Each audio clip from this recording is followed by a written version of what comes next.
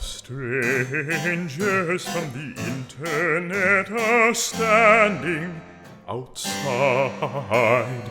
The strangers from the internet have come from far and wide. But I cannot receive them. I hardly believe in them.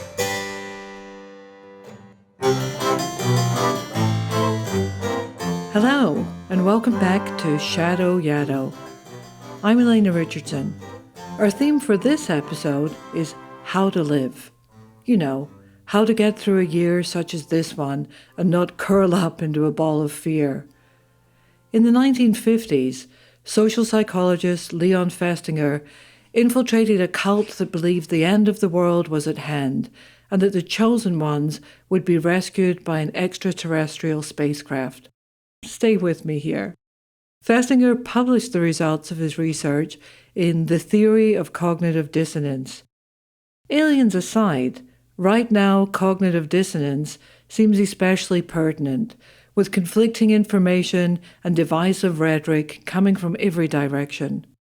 We've gathered together some people today who can cut through all that and give us advice worth heeding.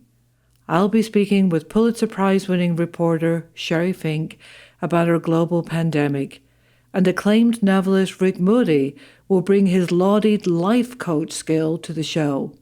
But first, Christy Albano talks with the astonishing writer Victor LaValle about childhood heroes and how to separate hero worship from heroism.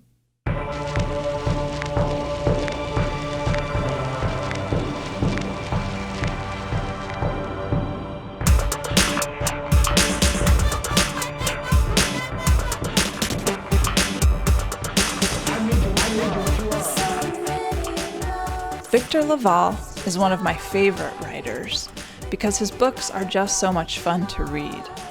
Take his novel, The Devil in Silver, in which a working-class hero ends up in a mental institution where he's visited by a creature with the head of a buffalo. Or Big Machine, where a middle-aged hustler, sometimes junkie, is summoned to join a band of paranormal investigators. Victor is king of the anti-hero, and he excels at what I would call the supernatural literary horror novel. He's also created a comic book series. Hi, Victor. Welcome to Shadow Yaddo. Let's start with comic books. How did you discover them?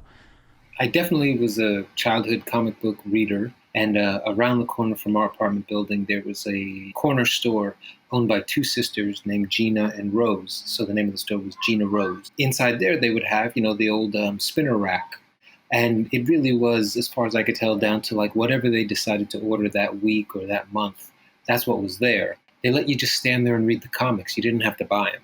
Like, that was my introduction to comics. So it was kind of haphazard. The group that I did love the most, the X-Men, and I loved them, especially as I got into my teen years, because they were misfits and outcasts. I'm definitely drawn, I would say, to those people who I think others overlook, dismiss, or even villainize. Like, those are the people who I definitely feel the most empathy for and the most interest in. Maybe it's also because growing up as a black kid, but also my mom is an immigrant from Uganda. She was a secretary, so it was a pretty working class life. We grew up in Queens. Like, there were all these ways. These were all sort of, in theory, categories that would make you not the lead, right, in a comic book or a movie or a TV show or a book. And so I felt like I kind of was raised up in a perspective that very much said, like, wait a second, but heroes can come from these places too. Right. Did you have other heroes like sports icons? Well, I did love Reggie Jackson. I was never a huge sports fan. I grew up in Queens, so I'm a Mets fan just by default. So in theory, I should have hated Reggie Jackson because he was a Yankee. But two things. Number one, I felt like we kind of looked alike, very vaguely. And also, I actually really loved that he was a complete jerk. So the stories of him just being an asshole were like a gift to me. I don't know. I do know why. It's also because again, like the narrative about a black dude in these big public arenas, the usual way that you're supposed to move through those fields if you want to gain acceptance is you're supposed to be nice, or you're supposed to be funny, or you're supposed to be likable. And what I liked about Reggie Jackson was he was just one of the best players on earth, and he could give a fuck if you liked him. Right. And I loved that. Were there writers that you looked to that were some of your literary heroes? I loved people like Shirley Jackson and Stephen King and Clive Barker, and all these sort of big names of the slightly strange or excessively strange writers who I could sort of get access to at the local library, or in Stephen King's case, from the spinner rack at the pharmacy. At the time, did you wonder where are the writers of color? I wasn't conscious in that way of any lack, certainly. But what I did do, Stephen King in particular, he was the first writer who I kind of mimicked. You know, I would sort of take his stories that are set in Maine among like mostly, you know, working class white and middle class white people in Maine.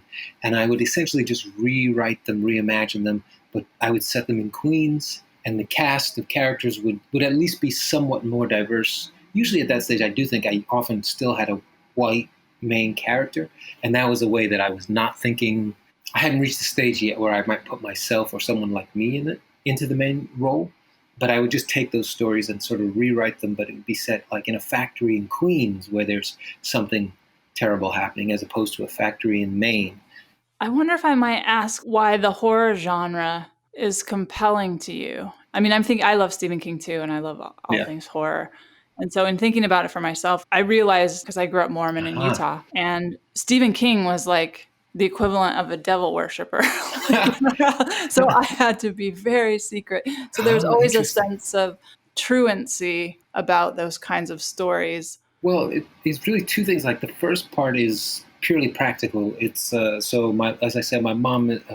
So my mom was a secretary and was, I mean, not the biggest reader household, right? But she could tell that I was a reader, and she definitely wanted to support that. And so if we were at the let's say at the local pharmacy, and they have the spinner rack of the mass market paperbacks, I would say, "Would you buy me a book?" And she would say, "Sure." But then if you think about like what the choices were, and this is, my mom is a, somewhat proper Ugandan woman. So like the spy novels, they have guns on the cover, or tanks or something like that, thrillers, they have weapons of death on the cover. My mom was not going to buy that for me when I'm that age. And then romances, they have people in sweaty embraces.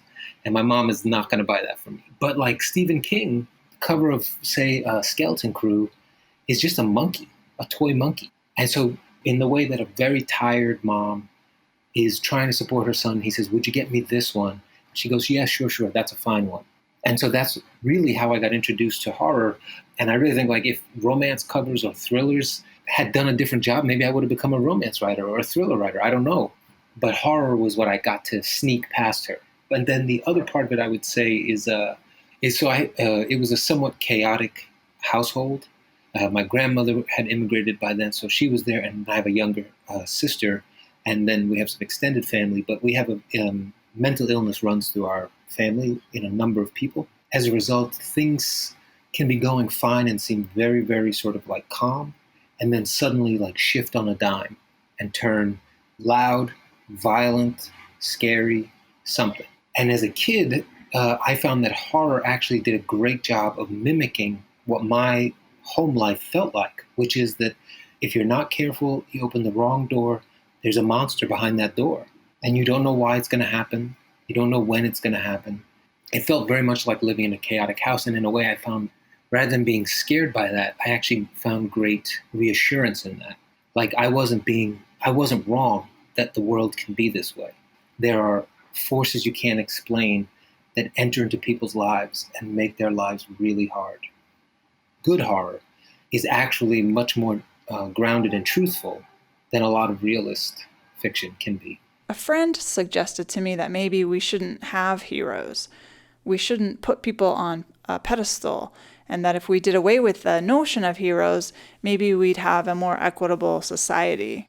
And I'm wondering, I mean, I've been thinking about that because I tend to approach, I don't know, like things in a manner of a sycophant in a way. Like there are artists I really love, and writers I just adore, having never met them, or just the work I'm prone to worshiping. But I wonder what you think about that. I don't think there's anything wrong with the desire for heroes, especially if, like, the thing that we venerate is the miracle that sometimes people who are flawed at all this sort of stuff manage to do amazing things. The problem with heroes is when people aren't willing to acknowledge that someone can be extraordinary in one way and then really flawed in another way. So that's like the difference between having heroes and hero worship. I feel like as long as it's possible to separate those two things, like Reggie Jackson, I mean, as much as I admired him as a kid for that, for his athleticism and for his completely rebellious sort of attitude, with time I can see, like, I love what a great athlete he was, but man, he was just an asshole. And I can say those two things as two truths, not like one would somehow cancel the other.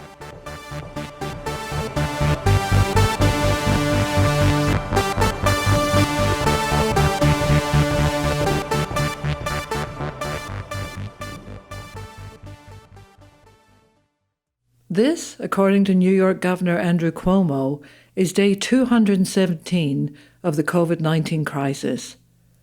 There's no one who's more articulate on the root causes of what brought us to day 217 than the remarkable Sherry Fink.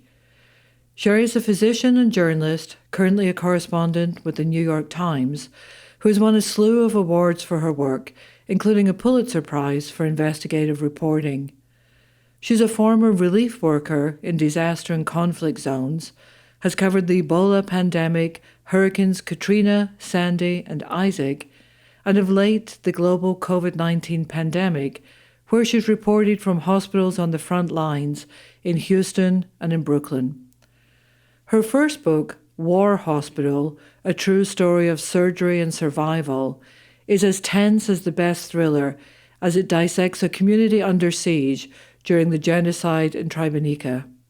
Then, in 2013, came the masterful 5 Days at Memorial, a suspenseful account of ethical and medical collapse at a hospital in the midst of Hurricane Katrina.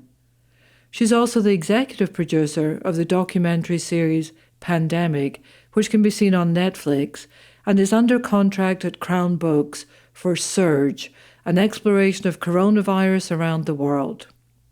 So Sherry, I'm always just so taken by not only the range of things you seem to have packed into a very short number of years, but your personal stories where I'd like to start. You have a PhD and an MD from Stanford, and I'm wondering what took you from the potentially cushy life of an American doctor to these front lines and being in the middle of battlefields and global pandemics? First of all, I should say that a good part of 5 Days at Memorial was written at Yaddo, so I'm really pleased to join you today. And it was a year off between med school and residency when I went to the Balkans and decided to look at how medicine was practiced in wartime. And that's really what launched me on this other career. Now, did your parents weep? Yes, most certainly. Although I should say that my father was a reporter at a hometown newspaper in Detroit, and then he ended up studying law, becoming a First Amendment lawyer while I was growing up. This was in my blood, so to speak. It's not totally surprising that I ended up in journalism. I'm thinking about that idea of in your blood. How do you think you respond to adrenaline? I suppose what I'm really thinking is, or really asking is, do you think of yourself as brave? I don't see myself as really any different than anybody else. It's kind of like that maxim that you learn when you take a writing class, write what you know. So I ended up writing about medicine.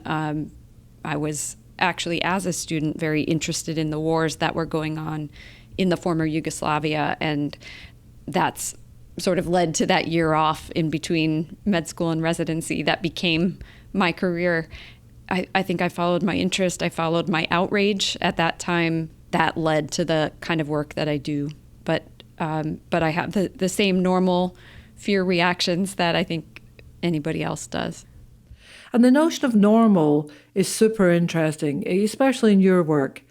It was such a pleasure to dive back into War Hospital. It's a terrific book, and I so enjoyed being in the company of those particular doctors and the people who are trapped in the town. But your interest, it seems to me, whether it's a war zone or pandemics, you've got a big interest in what I suppose we would call situational ethics. What does it tell you, watching ordinary people in these pressurized, god-awful situations? One function of journalism, of course, is looking at those in power, why things are as they are, holding power to account, trying to raise awareness about issues that are larger in the hopes that larger things will change, perhaps. I've been drawn, on the other hand, in these books in particular, to what happens when we, any of us, are stuck in a situation that is not right, where leaders may have failed us, where the infrastructure in which we work, whether it's, in many cases that I write about, a hospital, but it could be anything. It could be a school. It could be, not even a workplace. It could be your community where you live. And that community or that workplace or that hospital is not adequately prepared for some sort of urgent situation, a disaster, some sort of crisis outside of the norm.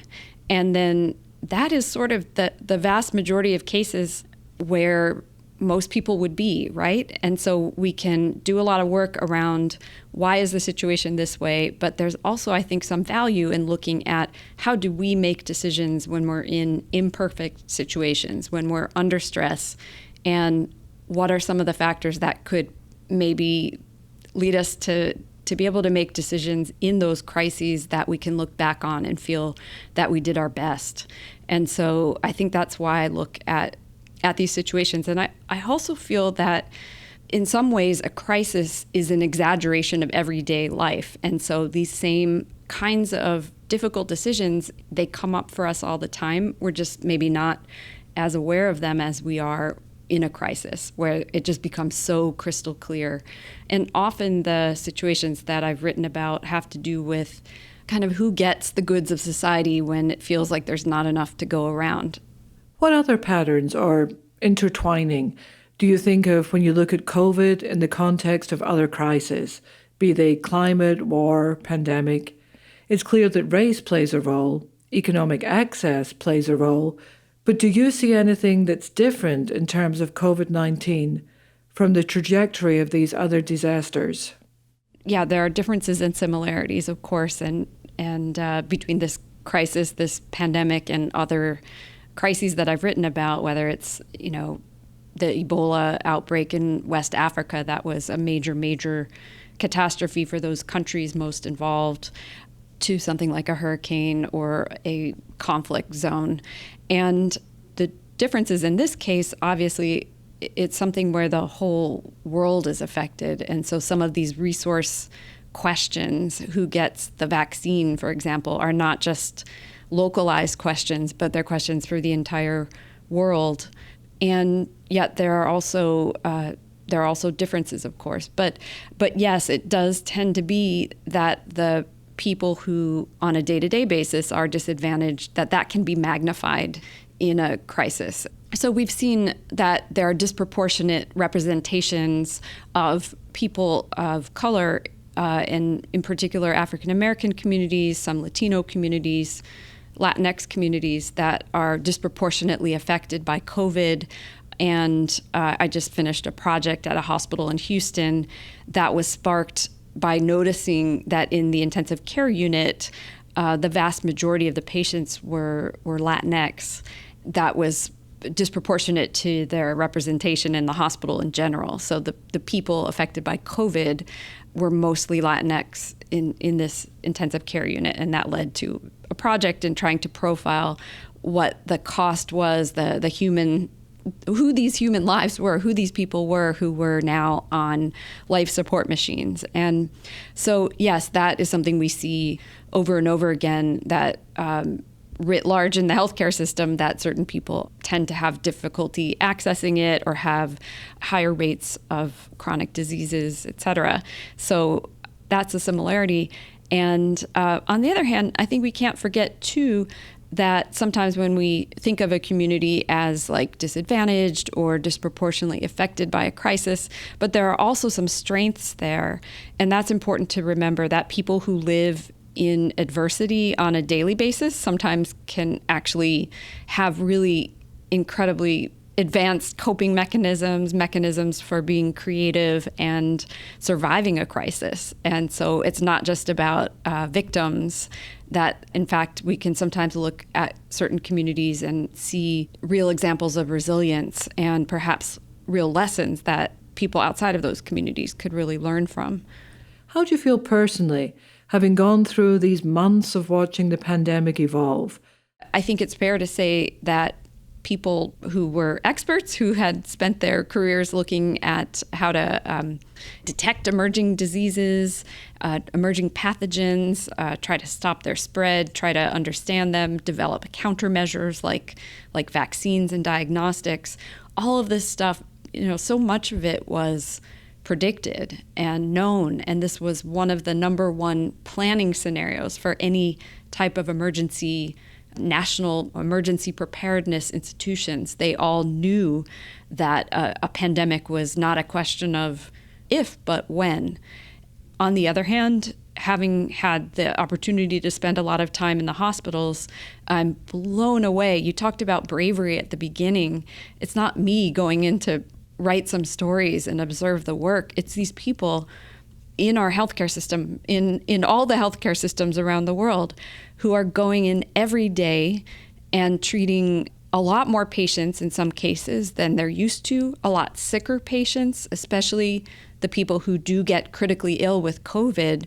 Those are very, very sick people. Fortunately, it's the minority of people who will get that sick, but when there's a surge in cases in a particular area, the health institutions really feel that.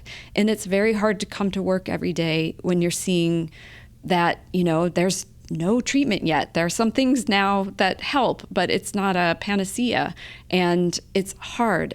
Health workers have contracted the illness, and of course, some of them in their jobs.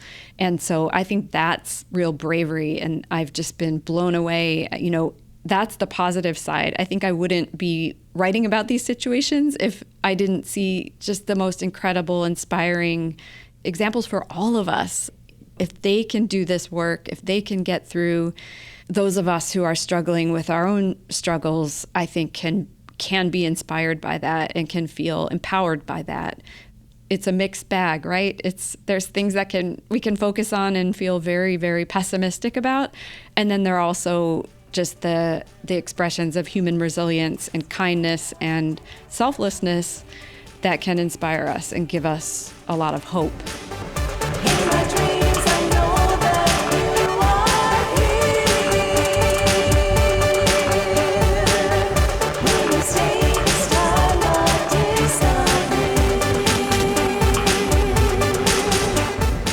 Thank you for tuning in.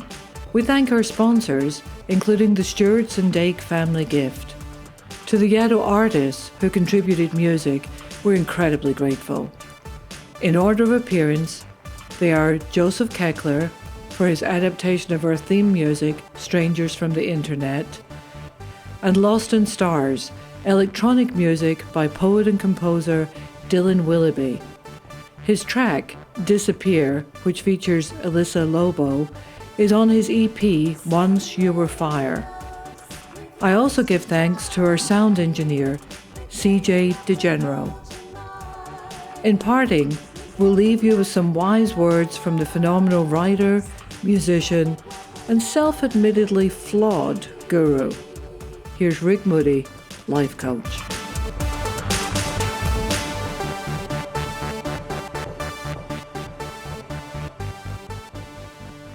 Dear Rick Moody, life coach.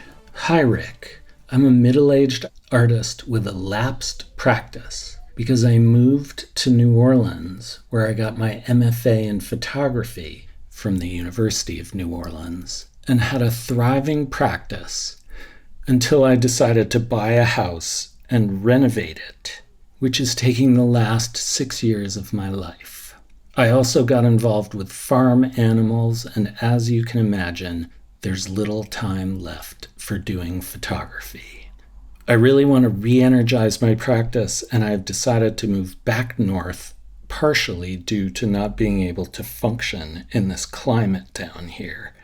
Do you have any advice for a late 50s artist trying to start up again? I've kind of lost faith in the whole art market, and I think I just need to do it for myself, at least for a couple of years. What do you say? Sincerely, Maria Levitsky.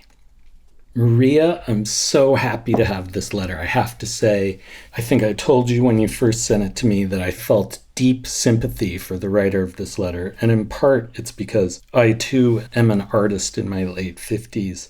And I really understand that sort of late middle-age wish to sort of find self in creative practice. It's something that I really identify with. So my question to you, Maria, is how do you know that this practice is lapsed? What's your evidence for that? And in particular, I want to address this issue of buying a house and renovating it, and whether that's in some way antithetical to art making. The particular example I want to give is the psychologist Carl Jung. You may know Jung's book, Memories, Dreams, and Reflections. It's a real important book for me, a book I really love. And in that book, one dream that Jung describes is a dream that he had of a mansion. And he went to Freud, with whom he was studying at the time, and he took this dream. I gather that Freud interpreted it as sublimated sexual longing of some kind. And Jung really had a different feeling about it and interpreted the dream as meaning that the home is the place where the psyche feels free to sort of expand and fully express itself. And in part, as a result of that, he started building this incredible, fanciful, idiosyncratic, mansion-y thing on a lake in Switzerland in a place called Bollingen. And the house is now called Bollingen Tower. And Jung really designed it to articulate aspects of what he thought about psychology. He added on to it like a maniac. He bought the property in the 20s, and I think he added on to it like 4 times, and added an entire wing in the 50s after his wife died, which he said was to express old age and the kind of theory of individuation in old age. So this is a really beautiful evocation of what house building, house renovating, curating the home can really mean for artists. Jung's Bollingen Tower was part of his work, was an evocation of his work, and was produced by his whole personality. I really get the same feeling from your letter, and I'm really moved by it. So then I have a tendency to always think of silence, periods of non-productivity, periods that we could potentially label a blockage. I have a tendency to think of those periods as part of the work, preparatory for the work, and something that always, mulches what's happening next. It's the reservoir from which we produce what we produce. So I'm guessing that your 6 years of renovating and your beautiful allegiance to farm animals is not, in fact, a lapsed practice, but the sign of a period in which you came to sort of recalibrate and which leaves you now free to begin. And the beginning can start anywhere. Today you could start and just shoot photographs for 10 minutes. That could be plenty. And if you want to do it today for 10 minutes and write to me and say that you did it, I would consider that a victory for both of us. But my faith and belief in this letter is such that I don't think your practice was lapsed. I think it just took a different form. And that's part of how, in middle age, we work on ourselves and on personal expression first and foremost. So those are my thoughts. Thank you for sending me the letter. I really appreciate it. And as I said before, it's really moving to me for reasons that are very personal. take care of yourself and others, and we'll be back on October 15th with more Shadow Yaddo.